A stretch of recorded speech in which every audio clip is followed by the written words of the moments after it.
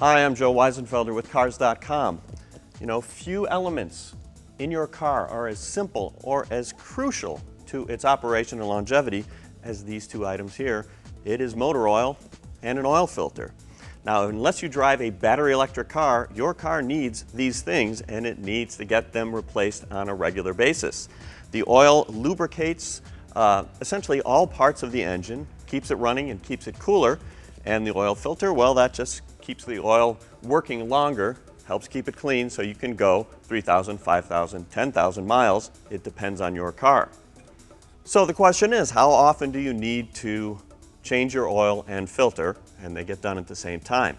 The best answer, and actually we believe the only answer, is do it as often as your manufacturer of your car says to do it, because all cars are different. Typically, this information is in the owner's manual or in a separate maintenance schedule, which is typically included with the owner's manual.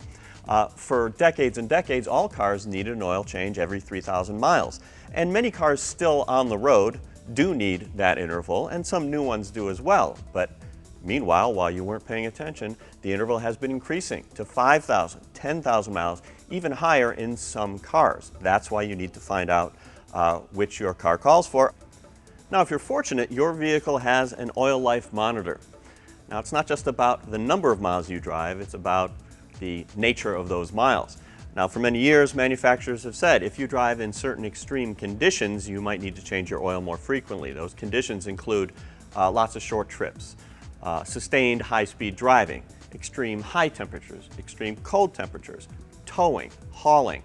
This kind of stuff will degrade the oil faster. The good thing about an oil life monitor is it actually monitors how you're driving, and it makes sure you change the oil only when you need to.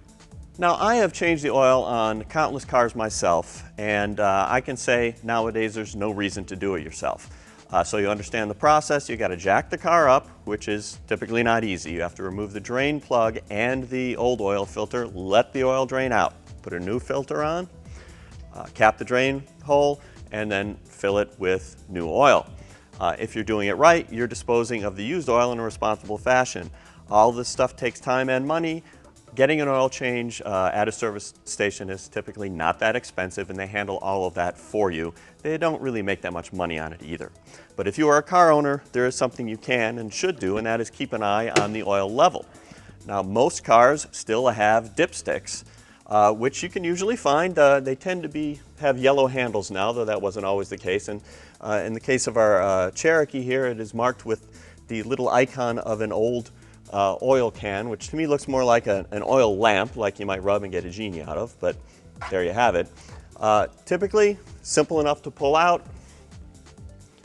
The way we recommend doing it is wipe it off well in case it is splashed up in use, and then re-dip it.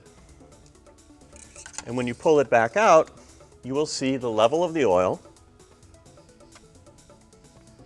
in an operating range, hopefully. And if it is low, what you do is you just get the right type of oil and you can top it off using the oil filler, which typically is easy to reach. Here it is right here. Now that raises the question, what type of oil should you use? Once again, we say go to the manufacturer for their recommendation. In this case, it's right on the cap. If you have a mechanic that you think is particularly competent and confident, who believes you should use a different type of oil during different seasons, you might agree to go ahead with that, but I have to say, with modern high-tech oil and modern cars, there's no reason you can't put in the specified oil, run all year, and have no problem. We recommend that you check your oil level every time, maybe every other time you fill your fuel tank. Some cars make it easier for you. They don't have dipsticks. I can think of one example, BMWs. Some of the modern ones just let you check the oil level right in the instrument panel. Now, if you find that the level is going down, consistently goes down, you might have a leak or it might reflect some other problem. You're going to need to get that checked out by the mechanic.